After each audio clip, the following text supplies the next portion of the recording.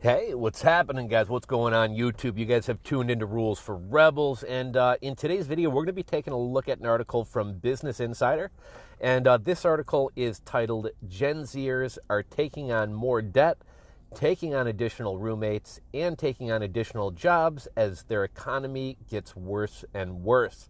So in today's video, we're going to be talking about the economy. We're going to be talking about kind of the unique struggles faced by Gen Z. Well, I guess we'll discuss a little bit, is this unique to Gen Z, or is this just an issue with being young? You know, when I was in my late teens and early 20s, I always had roommates. I always had 2 to 3 roommates. Most of my friends had roommates. Like, yeah, we had roommates out of necessity, but also, I think it was a lot of fun. I always had 2 or 3 buddies who were my roommates.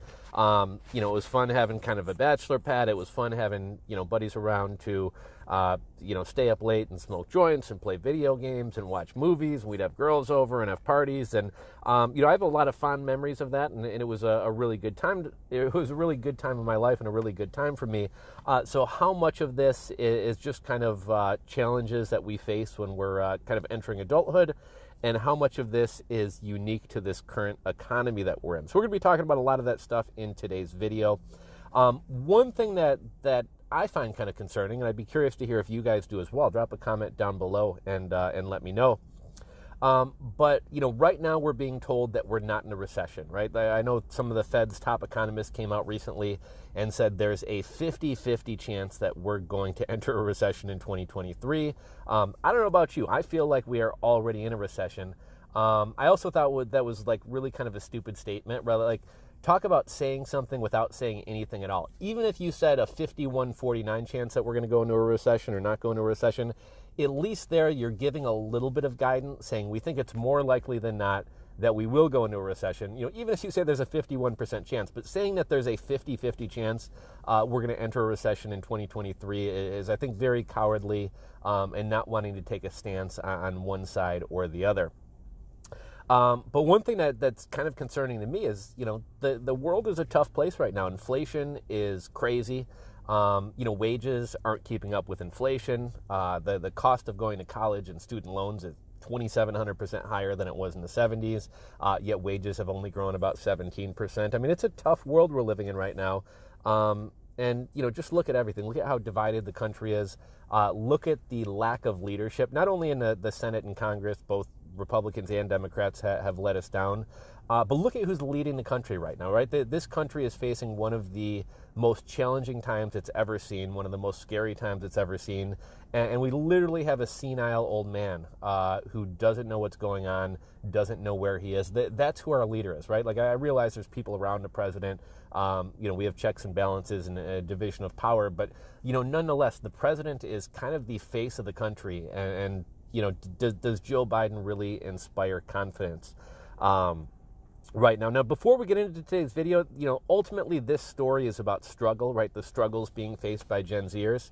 And I wanted to give you guys kind of a movie recommendation. I watched an interesting movie last night. It was on Showtime. If you guys have either Showtime through your cable network, or I happen to have a buddy's login to the Showtime streaming service. But there's a movie called Red Rocket. Weird name for a movie. I think that's what they call dog wieners. But the movie is actually starring... I'm having a brain fart about what his name is. Let me pause it and look him up. Okay, so the movie is starring Simon Rex. Now, I forget where Simon Rex came from or what his background is. I think he might have been on The Real World or one of those kind of 90s reality shows, late 90s, early 2000s reality shows. He does have a pretty interesting podcast. It's been a while since I've seen it, but I had caught a couple episodes of his podcast that was kind of interesting. I kind of think of him as a guy who gets typecast as like the party guy in movies. I don't know if he was in Spring Breakers, but that's kind of the type of movie I picture him in. But he actually did a fantastic job of acting, great performance. The cinematography in this movie was amazing, and it was just a very kind of gritty, raw, authentic movie. Outside of him, there were no celebrities, no movie stars that you've heard of, and I think that kind of really lent to the movie having a very, very kind of authentic feel. But basically what it's about, this guy who grew up in some small town on the Gulf Coast of Texas, believe it was called Texas City, north of Galveston, south of Houston. Little bumfuck town. He's kind of a white trash, kind of hillbilly kind of guy. Apparently after high school, he and his girlfriend left and became porn stars. He became a pretty notable guy in the industry, won a bunch of ABL awards. And then he's, at this point when the movie's starting, I think he got out of jail or something.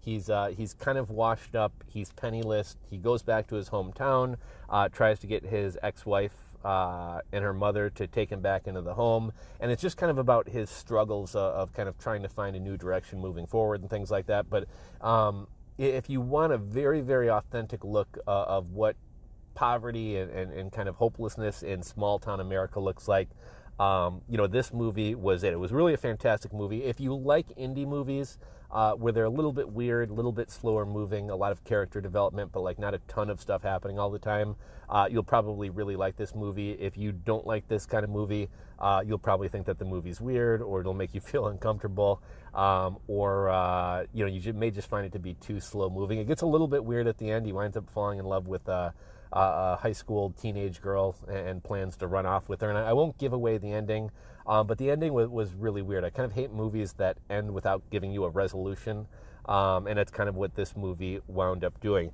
But check out that movie. Again, it's called Red Rocket, and it's on Showtime. So before we get into this article, let's talk about Gen Zers, right? I feel like every generation has its own challenges. Gen X, I believe, dealt with the dot-com bubble. Not sure where that whether that was right after they came out of college or kind of early in their careers, but they dealt with the dot-com bubble. Millennials, we graduated either into or following the Great Recession in 2008, the housing crash.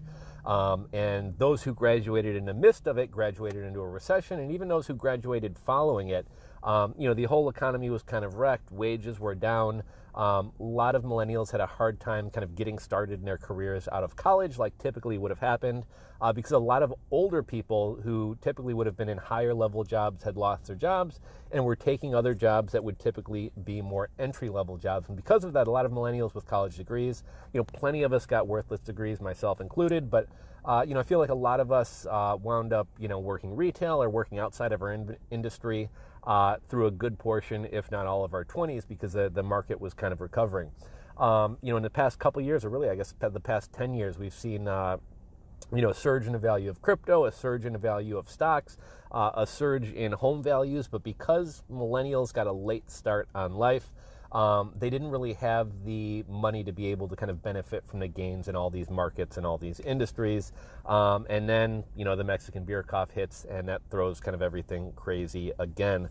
I think Gen Zers have some similar challenges to those of millennials. They're, when you're graduating from college and you're kind of starting your life and entering adulthood, you have to make a lot of purchases. Maybe you need a new car, maybe you need furniture, maybe you need a new wardrobe just to look more like an adult, not a high school kid, as well as to go to work. And with inflation, everything is costing more right now. I think the oldest Gen Zers are about 25. So, maybe have moved out of their parents' houses, graduated from college, have been getting started on their own in the past couple years. And, at this point in their lives when they're needing to kind of set up their life and buy a lot of things, everything's costing more, including groceries. Wages are not keeping up with inflation, and, they're having a tough time. I'd be curious to hear from you guys. What were your late teens or early 20s like? Did you have roommates?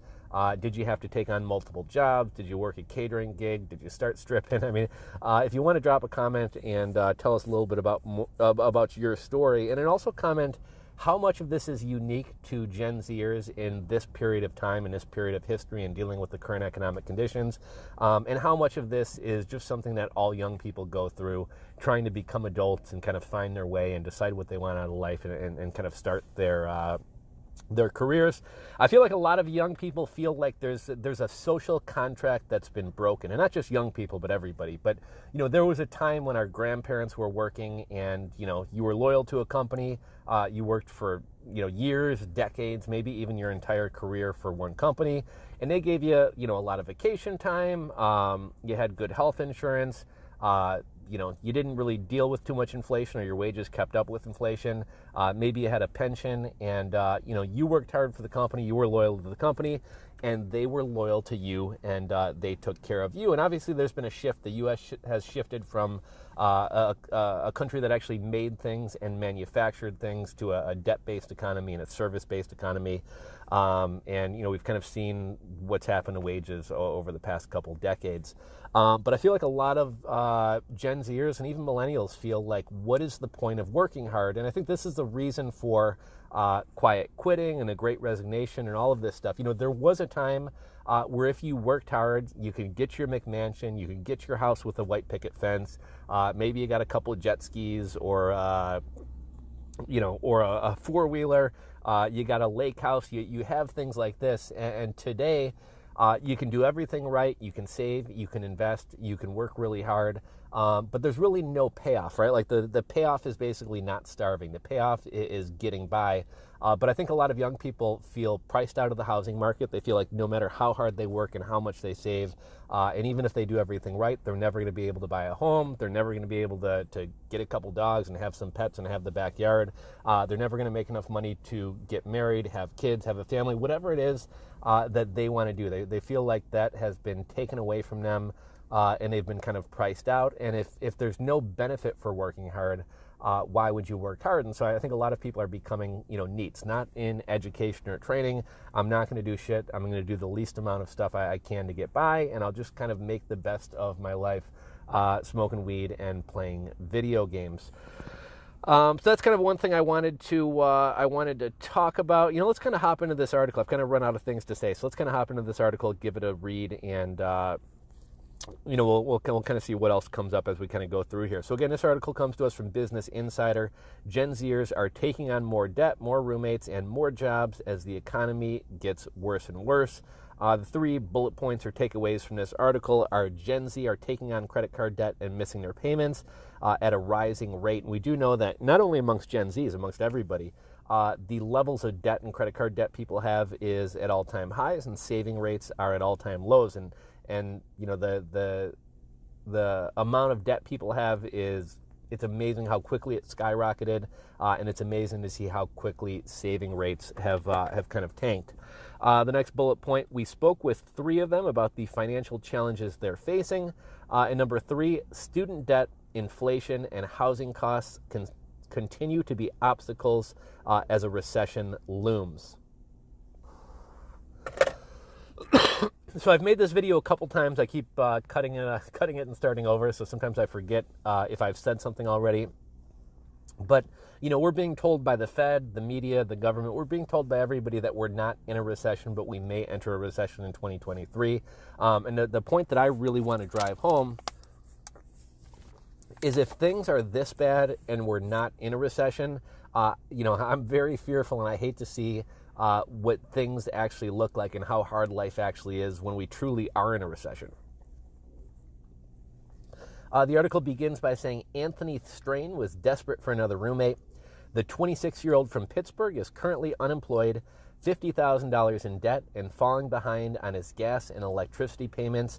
To provide financial breathing room and help shoulder their $800 monthly rent strain, he said he and his partner found another person to move in with them and help split the bills. Now, here's something, right? Like if millennials and Gen Zs, and really, student loan debt is held by even Gen Xers and Boomers, but you got to keep in mind, student loan payments have been paused for at least 2 years. It may even be 3 years at this point. Biden shoved student loan forgiveness through with an executive order that, I guess there's kind of an argument whether he has the power to do it or not.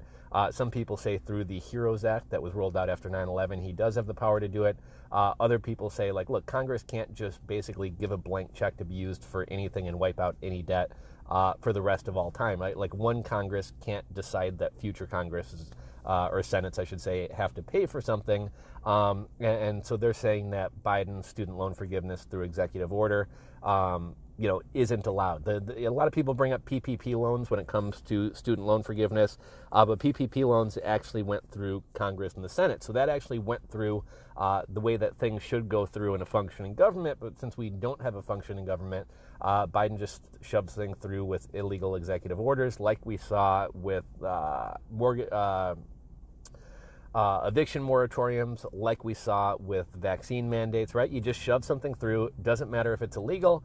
By the time it gets sorted out through the courts, it's had its intended effect. So I think Biden thought this is illegal, or this is likely illegal, but once the money starts getting passed out, there's nothing that can be done. Well, 2 courts have stepped in and stopped student loan forgiveness, yet Biden continues, putting off payments and putting off payments. So I think it's going to be June until 2023 before payments resume. And at some point, it's almost like so much time has passed that it's almost like too hard to roll it back out. So it'll be interesting to see how all of this plays out. But if student loan payments do resume in June of 2023, if people are struggling now, not having to pay for their student loans, people are really going to be in for a world of hurt when they have another expensive bill coming on them. Back into the article, it says, we wanted this system to minimize the average cost per person of living here, he said, adding that the trio splits the cost of rent, utilities, and subscriptions to streaming platforms. Strain isn't the only young American experiencing financial challenges right now. Amounts of credit card debt and delinquency rates are on the rise, especially among 18 to 29-year-olds. It comes as most economists predict a recession in 2023. Again, I would argue we're already in one, as inflation is up to 7.7% versus this time in 2021, and as rents, while beginning to fall in some cities, remain elevated. It's caused young Americans to take out more debt, bring on more roommates, and pick up more work. And my personal feeling is we're really going to see layoffs pick up in 2023. This inflation has been bad.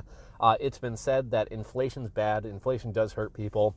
But inflation is annoying. It's deflation when people start jumping off of buildings. So 2023 could be a very, very ugly year. We've already started to see layoffs move outside of certain sectors like tech and social media and real estate and mortgages. I know Pepsi announced the other day they were laying off a bunch of workers. A lot of trucking companies and shipping and logistics companies are laying off a lot of people. A friend of mine is a freight broker, and pretty much all of the middle management at their company had been let go the other week, and we're talking people who'd been there for 20 plus years. It was recently announced that Pepsi's laying off a lot of people. I think Amazon has also recently announced that they're going to be laying off even more people as well. Amazon is still hiring a lot of people in the warehouses, but they're getting rid of a lot of corporate workers. And I think that kind of signals a much larger problem that we're having in society, where a lot of the good-paying, skilled, white-collar jobs are going away and being replaced with barista and waiter and bartender jobs. And you can't have a healthy society when everybody is working low-wage jobs in the service sector, right? Like, those people don't have the disposable income to be able to buy things and support other areas of the country, or I should say other areas of the economy. One thing that also blows my mind, I'm somebody who's very frugal. I'm not very into consumerism and things like that. And I encourage other people to do the same. But the funny thing is, if everybody behaved like me and purchased like me and spent their money like me, the entire economy would collapse and cease to exist. So I always think that's kind of amusing or entertaining to think about. Back into the article, it says, to be sure, not all Gen Zers are struggling. Americans aged 16 to 24 have seen a wage growth of 13% over the last year, well above the 7.7% inflation over the same period, as companies have raised pay to attract workers. But if a recession comes, Gen Zers could be among the hardest hit due to mounting debt, few savings, and vulnerability to layoffs. Now, do you guys really believe that there's been a 13% growth in average wages? And if so, I think most of this growth has been among low-wage jobs to attract people into industries that nobody wants to work in. So the guy who was making $50K or $40K as a data analyst in an office, he's likely not seeing a huge pay increase, but the fast food worker or restaurant worker who before was making $9 or $10 an hour, they can't find anybody to work in a restaurant, so they've upped that to $20, $25 an hour. You guys probably remember back during the height of the labor shortages, when even fast food restaurants were paying $300, $500, $700, $1,000 signing bonuses. I mean, that's crazy. So I feel like the lowest of the lowest paying jobs have seen huge increases to attract people, but I don't think your average middle class person or your data analyst making $45K a year has really seen a ton in wage growth. Another thing not mentioned by this article, Gen Zers seem to love this buy now, pay later thing. And that's kind of a whole nother bubble that's getting ready to implode. I know in the UK and Europe, they're trying to crack down on this. They look at it as predatory, and they want to protect people from their own stupidity, essentially.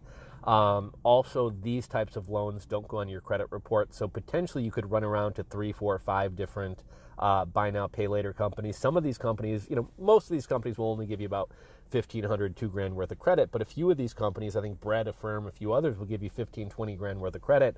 So you could pretty easily run around, rack up $20,000, $30,000, $50,000 worth of debt. It's not going to show up on a credit report, so that's not going to show up when you try to get a loan to buy a car or try to get a mortgage to buy a home. And then eventually all of this comes due and you have more debt than you can handle. Back into this article, the ones insiders spoke with don't have a lot of hope for the near future. We try to endure, but I don't know if we will last the winter unscathed, Strain said. My generation and I will not have the same opportunities to build our futures as our parents and grandparents did. Strain said that over the 2-year student loan payment pause has helped, but that he's continued to struggle with private loans and credit card debt. It's gotten to a point where my payments cover the interest, but not much else, he said. Both of my credit cards are maxed, with one actually surpassing the credit limits thanks to interest. U.S. credit card debt overall rose $38 billion between July and September of this year, per the New York Fed. The 15% year-over-year increase was the largest in over 2 decades. While overall delinquencies remain below pre-pandemic levels, all age groups saw upticks in missed payments over the past quarter. For older Gen Zers, the delinquency rate rose to over 6%, though still below the roughly 9% pre-pandemic rate. Is this simply a reversion to earlier levels with forbearances ending and stimulant savings drying up, or is this a sign of trouble ahead? New York Fed researchers wrote of the overall rise in missed payments. And here's one thing that's really silly, right? Like, for stimulus, we got what? We got like, what, 1 or 2 $1,200 checks, and that was like years ago. And I think Mitch McConnell has brought this up as well as some other Republicans too, saying that's why people don't want to work, because of stimulus. You really think that a fucking $1,200 check you gave people 2 years ago is why they're not working today? Like, what do people, spend $15 a month? I mean, that's one of the most ridiculous things I've ever heard. Back into the article.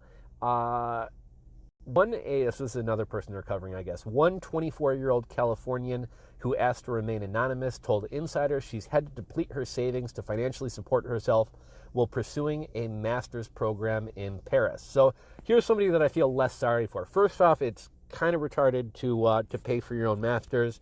If you actually have a worthwhile degree, you can go get a job, and most likely you can find an employer who will pay for your master's for you.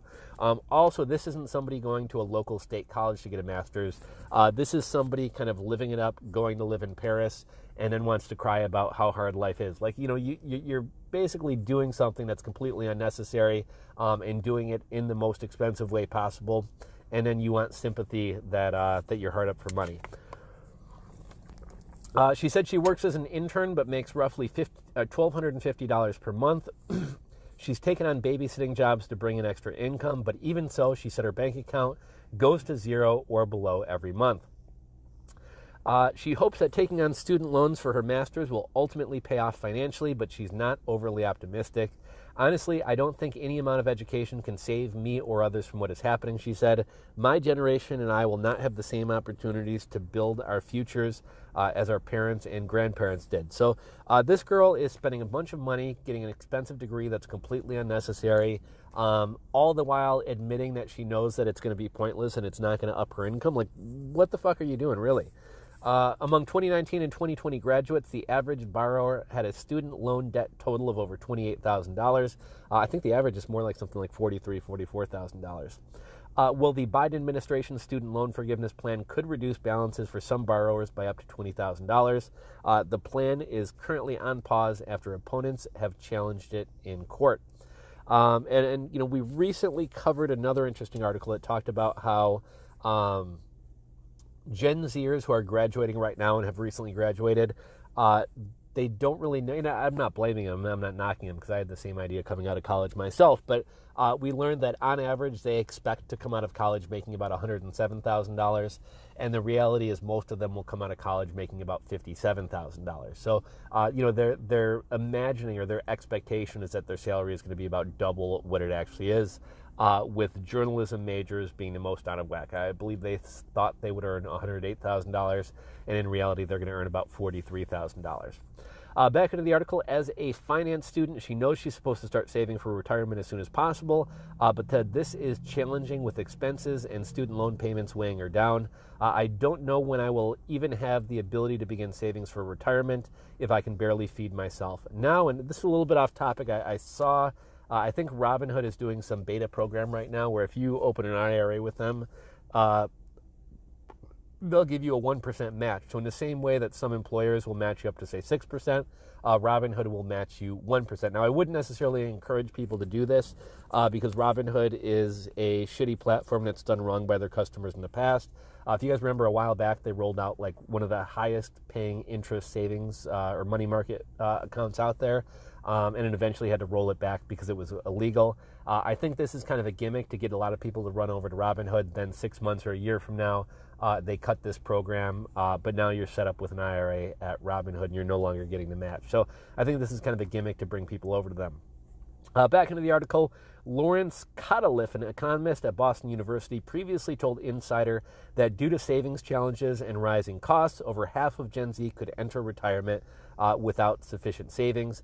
At this point, let's see, another Gen Zer who asked to remain anonymous told the Insider they were making over $50,000 a few years ago through education and freelance programming gigs. The 23-year-old said they've since been laid off from the position that provided the bulk of their income, however, and have seen their financial situation slowly crumble as a result over the past few years.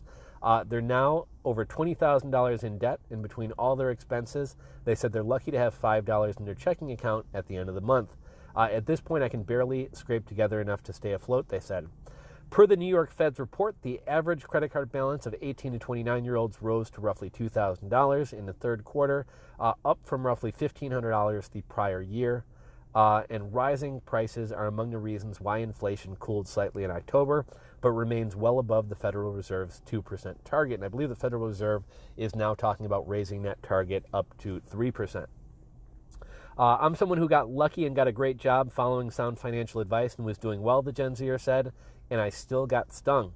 While unemployment rates remain low relative to historic levels, employers laid off nearly 1.4 million Americans in October, and the 26-year-old strain is currently among the unemployed.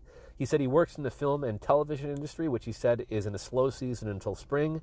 He's applied for unemployment benefits in the past, but said last time he didn't receive his first check for 6 months, which has discouraged him from even trying again. He's explored working from Amazon, but said the company is cutting back hiring and that he's found it hard to find another job. And here's one thing, right? This guy thought about applying for unemployment, but he decided not to. He thought about trying to get a job in Amazon, but decided not to. Amazon will literally hire anybody off the street, and you'll literally start the next day. There's really no reason not to go get a job at Amazon. It kind of seems like this guy's trying to find excuses for not doing something. It just kind of seems like he's stuck. His partner is employed, which has helped them meet expenses in the short term. The pressure is on, he said. I'm hopeful that I can secure work soon and stay buoyant. It'll be tough, but I have no other choice than to stay determined. A lot of peers my age are in the same boat. So that is the end of the article. I'd love to hear your guys' thoughts about this story and all the things that we've discussed here. So drop a comment down below. Let me know your thoughts. Drop a comment. Let's see what you guys think about this. What do you think 2023 is going to look like? If you enjoyed this video, do me a favor. Give the video a thumbs up. And if you're not subscribed to the channel, click that subscribe button down below and ring the bell. As always, thanks for watching, and I'll catch you guys on the next video.